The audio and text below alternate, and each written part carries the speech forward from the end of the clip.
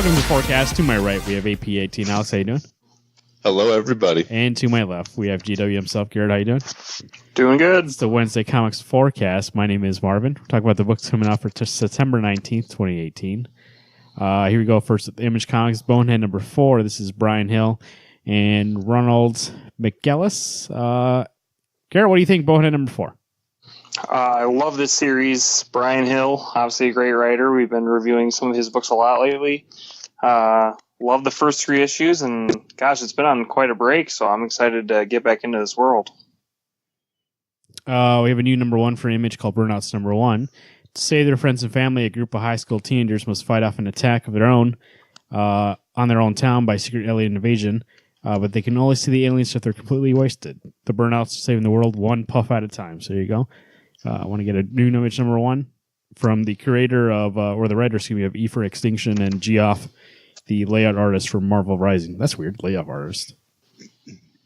Coyotes, number 6. This is Sean Lewis. Caitlin Yarsky. Alex, what do you think of Coyotes? That's a beautiful cover, by the way.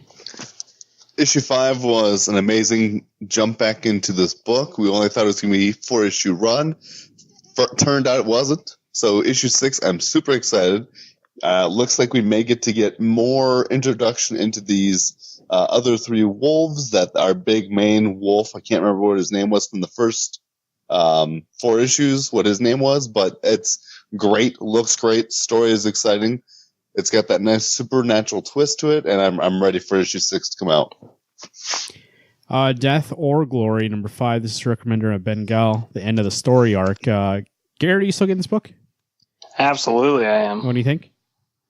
I really enjoy it.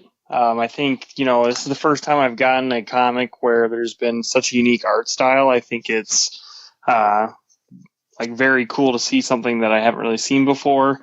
And the story is really good too. It's a lot of, high action, high adrenaline. So definitely excited to see what this last story arc has for us. It's been good so far. Ice Cream Man, number 7. This is W. Maxwell Prince and Martin Maranzo, My Little Poltergeist. Another sullen sequential short. Here's a little girl's best friend come back from the dead. Or does she? It's hard to say, Ghost being an unreliable sort. Alex, what do you think of Ice Cream Man?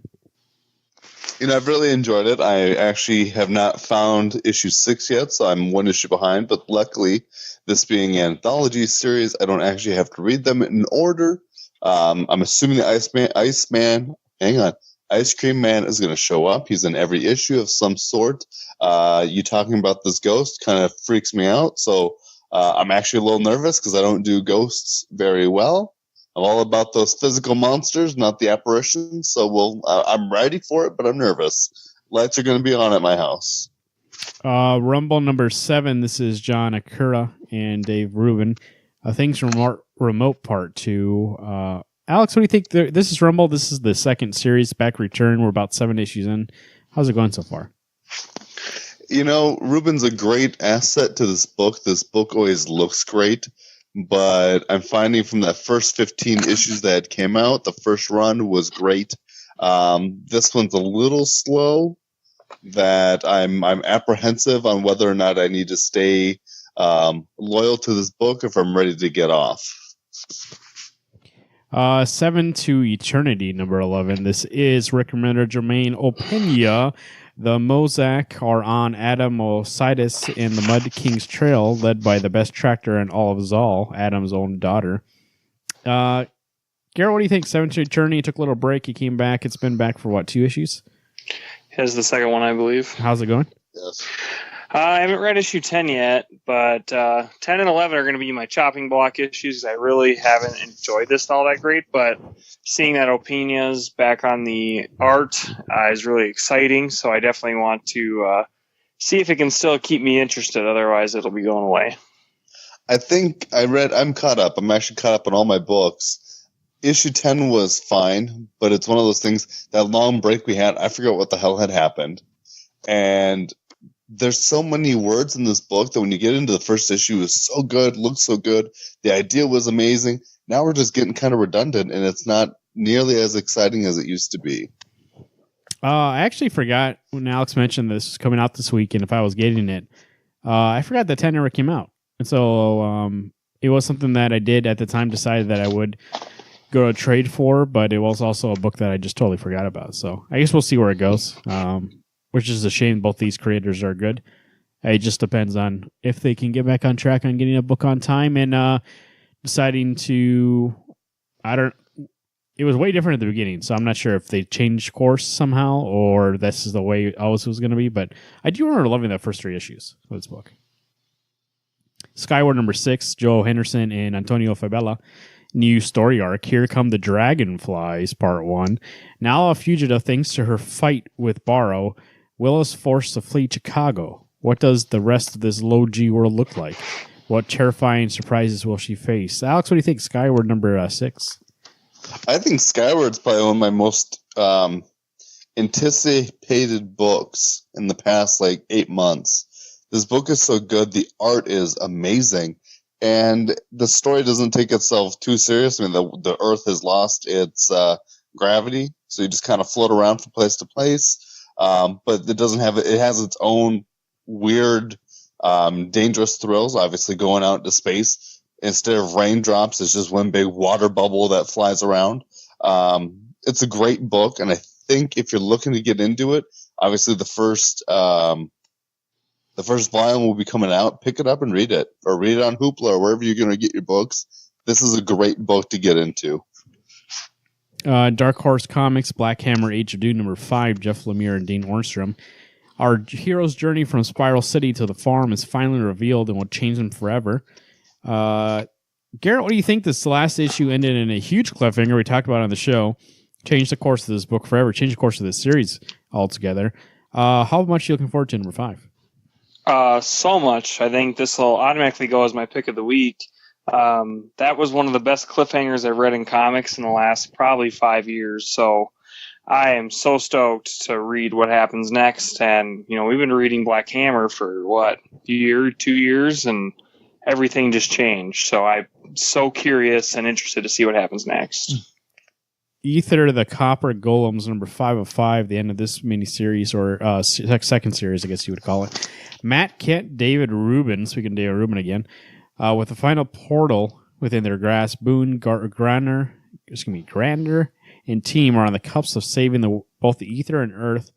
However, victory won't be sweet as Ubel holds more power than once thought. This conclusion to Book 2 packs in action while pulling on your heartstrings. Garrett, how's Ether been? It's really refreshing going back to this story.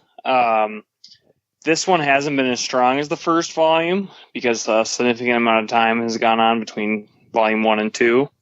But I still enjoy it. David Rubin's art is really fun to look at, and the story by Matt Kent is also very interesting. You learn a lot about Boone, very much like an Indiana Jones-ish character.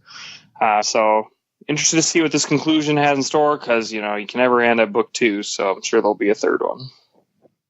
IDW Publishing. This is Dick Tracy, Dead or Alive, number 1 of 4. Lee Allred, Michael Allred, Rich Tommaso. Michael Allred also doing art. IDW Publishing proudly presents the rebirth of one of the most iconic comic strip heroes of all time, Dick Tracy. The all-American detective just made one of the biggest callers of his career, and it only cost him his job. Now, the honest cop has packed his bags for the city by the lake, and his criminals better watch out. Reimagined from the 21st century through a retro lens by a superstar team of Michael Allred, Lee Allred, Rich Tommaso, and Lauren Allred, Dick Tracy Dead or Alive is a lock to be the pop art event of 2015. What the fuck? We're not 3 years ago. I love Dick Tracy. It's a movie that I really liked, and before that, it was a comic strip before, but I really do enjoy that movie as a kid. It was one of my favorite movies, and so this actually grabbed my attention mostly for the Allreds around this book, and then we have Rich Tommaso, who did a book that we enjoyed some of. But I might check this out. It's something way different, right? Dick Tracy, but just in terms of art, I think this is going to be like an artist book. TMNT Ongoing, number 86. This is Tom Waltz, Kevin Eastman, Dave Watcher, Battle Lines, part 1 of 3. The Maniacal Bishop has his eyes set on destroying the Ultrums and the Triceratons once and for all. The Turtles will have to use all their resources to stop him. But new divisions between the brothers threaten to ruin the plans before it begins. This is the start of a new pivotal arc. Alex, explain to me what's going on there in that book, that cover right there. I'm dropping the book. Turtles is stupid. There. That's never going to happen. We're getting back into what the main story was prior, is that Bishop is the Earth Protection Force, and he wants to get rid of all aliens and all things that don't belong on Earth other than humans, even though technically speaking, he's a android because his hands got cut off and now he's got robotic hands. Anyway, Utroms and Triceratons came together. Donatello did a little peace treaty between them in TMNT universe, so they're actually colleagues and friends. I think, like you said, Bishop has been the big baddie. He's not been as important as the Shredder, but he is a big baddie most of the time in Turtles. I think this is going to be the end of him coming very soon. Bishop being his end is coming. DC Comics, Batman number 55, Tom King, Tony S. Daniel. The KGB lives. The Russian super assassin is back, but under whose orders? Does he have a specific mission, or is it simply some leftover Cold War mayhem? Night Comrade, it has to do with Bruce Wayne's recent court case involving Mr. Freeze. Something's rotten in Gotham, and you can smell it, even if it's on ice. Tom King keeps saying on social media that this one is a big issue. I'm not sure what that could be, but Garrett, how are you looking forward to Batman number 55? Well, any issue with Dick Grayson in it is definitely something to look forward to. I thought the last issue was really great, but I didn't think it was like a one-off. I could definitely tell that there was a little more story to explore with Bruce and Dick. Gosh, can't help it, Grayson. So I'm excited for this. I love Tony Daniel's art. Tom King's obviously been kicking ass with Batman lately. So excited to see, on KG Beast. I mean, it'll be interesting to see how Tom King portrays him. And when you bring up the Cold War, it gets me excited. So let's go. Batman Damned number 103. This is Brian Azzarello and Lee Bomerho. DC Black Label, the highly new anticipated imprint from DC Comics, starts here. The Joker is dead, and there's no doubt about that, but whether Batman finally snapped his scrawny neck or some other sinister force in Gotham City did the deed is still a mystery.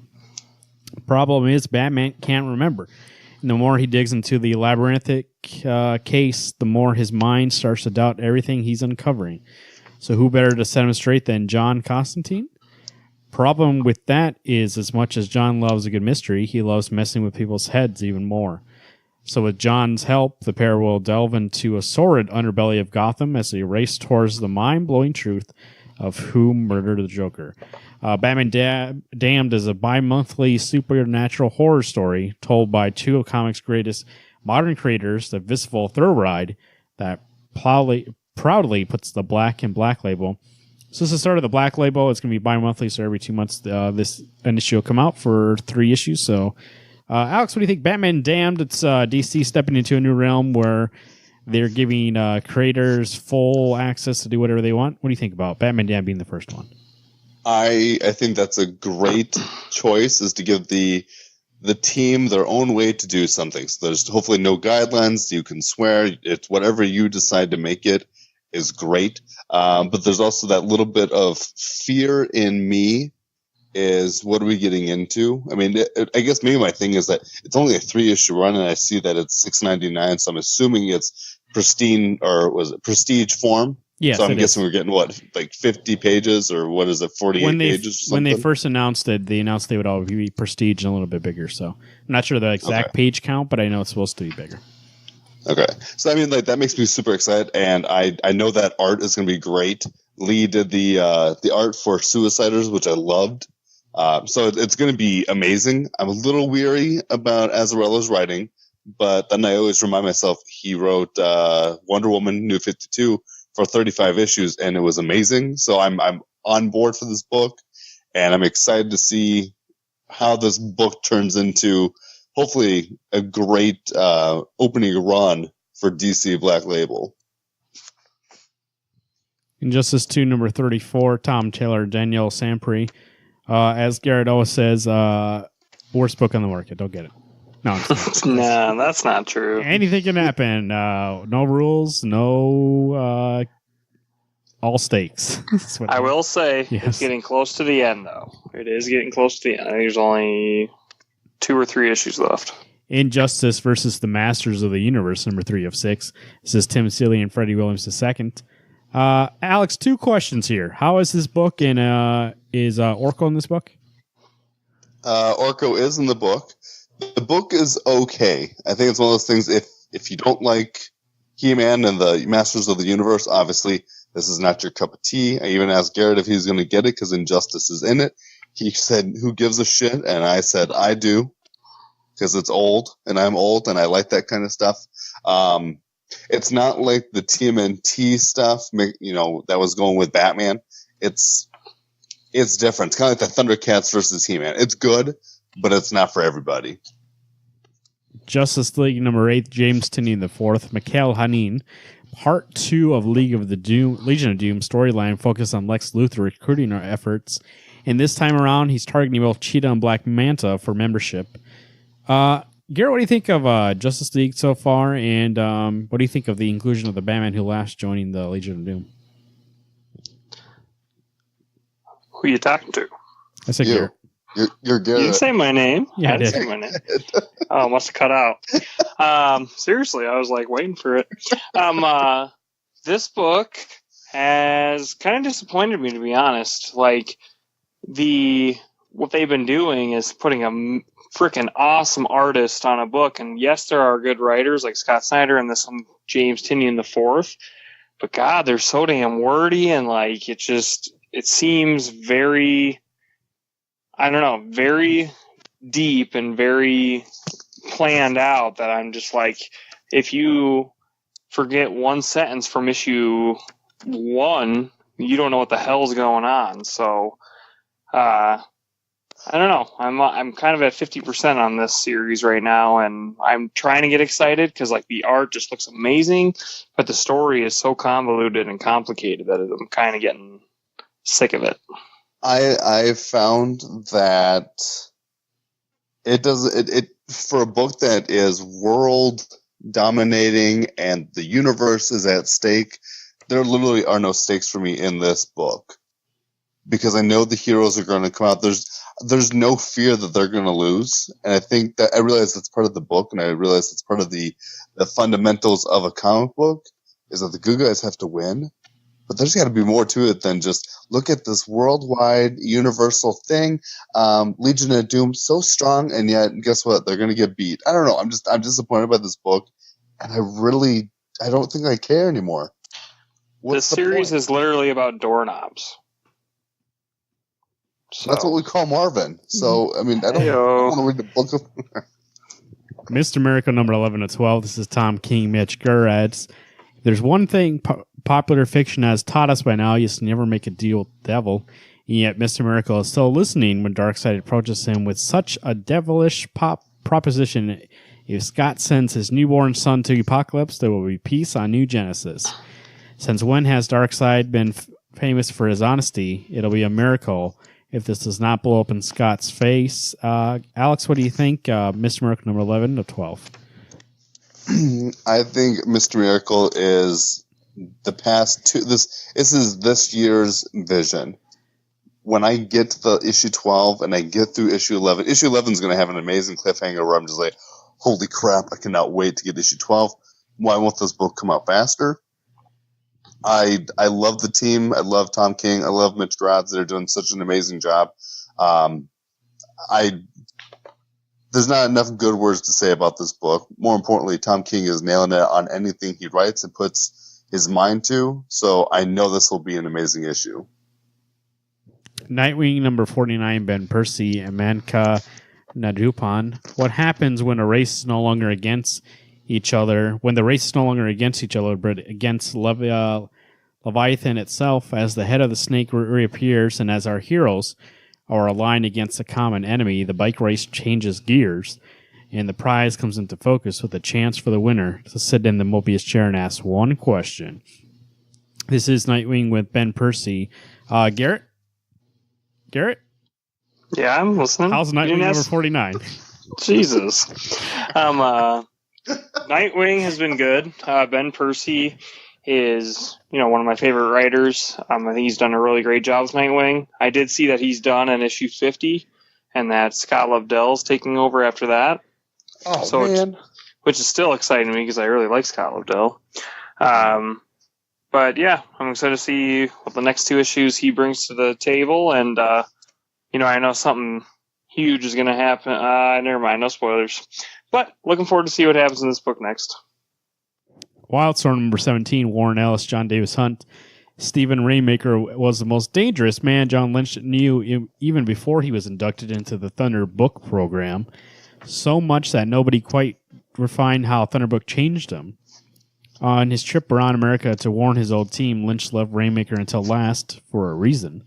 This is the visit that Lynch always knew could kill him. Meanwhile, Mark Slayton is discovering new things about America, I.O., and Skywatch. Alex, what do you think? We're coming to the end here, number 17. I believe it's this one and then the next one that we get a break for a second while they ramp up the rest of it. What do you think about Wildstorm? I think Wildstorm is an interesting concept. I believe the first 6 to 8 issues were stronger and more enticing for me. And I think a part of me is just getting kind of burnt out from all of the Wildstorm stuff, Michael Cray included, where we're just, I don't know. These series seem more long-winded than they actually needed to be to get the story across. The art is amazing in Wildstorm, but is it necessary anymore? I don't know. Marvel Comics. Actually, before I get to Marvel Comics, I just want to say Wildstorm. I remember liking the last one and wanted to see where it went. So I'm very curious with that series. Like, where do we go from 17 to 24? Where do we go with the whole thing in general? How does it tie into Michael Clayton? Not Michael Clayton. That's a different movie. Michael Cray. And how does everything tie together? That's where I'm interested right now with that. I think that's like the first book that actually I'm ready for a break on. Marvel Comics. Anybody getting that Amazing Spider-Man annual number 1? No. Alex? I don't think so. I mean, if it's not written by the team doing the book, I don't think I'm going to get them. It's not. It looks like it's Venom, a Venom little tie in there. So I'm sure Guest Host 1, he's all over that.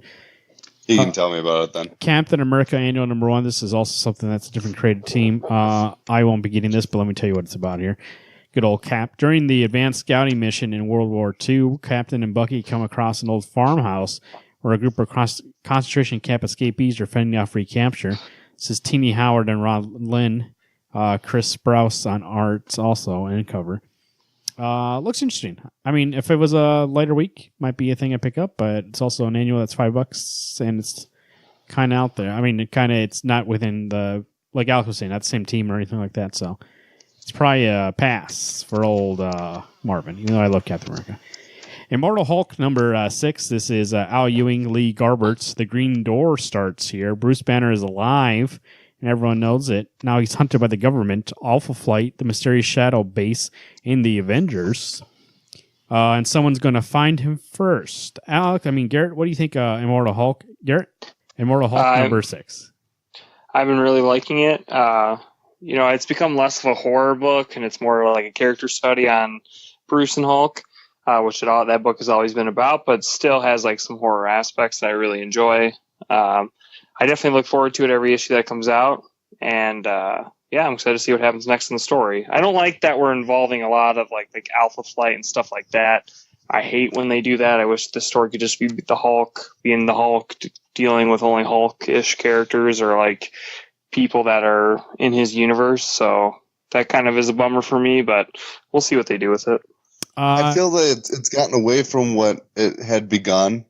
Right. And not even like the horror-esque thing, but just that excitement of it being new. It's gotten kind of old for me, and I don't mean that to be narking on this book, but it's just, like you said, we're getting into things that don't pertain necessarily to the Hulk. I want him to be raging out on things. Yes, he fought Sasquatch, which is great, but it's just, I don't know. We're getting away from what really brought me into this book. I believe, and don't quote me, but Marvel fans can let us know if I'm correct or not. Alpha Flight and Sasquatch, all of them have been part of the Hulk lore, and the issue where Wolverine first shows up Incredible Hulk, Alpha Flight's the one that's up there trying to find the Hulk. So like it is in like Hulk lore that they are part of his book. So I guess, but it's taken away from his character development. I think we're at a point now. I think we're pretty good. Like maybe now it's time for some plot because the first 5 issues haven't really been plot heavy. I don't know, but whatever you want to do. Return of Wolverine #1 of 5. This is the miniseries of Charles Soule, Stephen McNevin. He's back, bub. Alex, what do you think? The same team that killed him, bringing him back. The return of good old W. Wolverine. W. I am so excited for the young man Wolverine to come back. I hope that this 5-issue mini run does a good way of reintroducing the man that's been quote unquote dead for 4 years, 4.5 years, 5 years now. Yeah. They killed him off in a different fashion than I was expecting, but it made sense. He came out of that death, and now I don't know. I'm excited about him returning. I'm also apprehensive on, are they going to have the right story to reintroduce him? So I think I'm a little apprehensive. I'm excited, but I'm nervous. Dude, that art is going to be so good, though. And I think Charles Soule, it's going to be pretty hard to screw up Wolverine. I mean, yes, he's got his new flame claws or whatever, but, I mean, you got to add something to the mythos. Otherwise, he's going to be on every single Avengers team there ever was for here until the end of time, never change, and never have anything fun to do with him. What does he have? He's got claws that the longer they're out, they heat up, and I think eventually they burst into flames. Yeah, man. Old news. But that's the thing that makes me excited about Wolverine is that he was just a man with a great healing factor with these metal claws. He didn't need to have them burst into flame. He didn't need to be able to cut through titanium.